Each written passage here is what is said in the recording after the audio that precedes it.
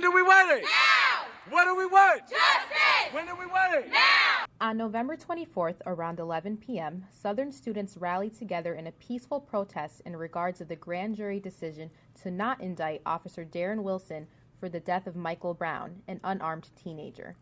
Students shared their thoughts on the announcement, but more importantly, what they felt needed to be done next. If something like this happens again, I just hope that the decisions will be different. I don't think this case was about color. I just think it's just not right. It's good that a lot of people are doing things like us, peaceful protests, but there's also a lot of rioting going on, which I'm seeing on the news, which is kind of like bad because we're kind of hurting ourselves and making ourselves like even worse when we're doing that.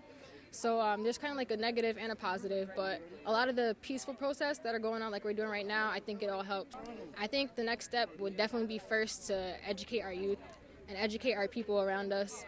We have to make sure that everyone knows what's going on in the world, definitely in places where it's not too prevalent, but just basically educating the youth, educating people, just letting people know what's going on and be aware.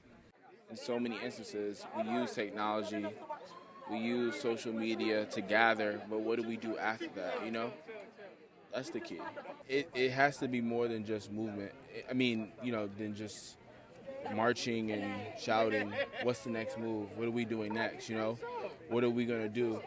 It's this terminology such as slacktivism is what we live in today, you know, but what happened to activism, you know, that's what we have to get back to. Reporting for SCSU TV News, I'm Jasri Peralta.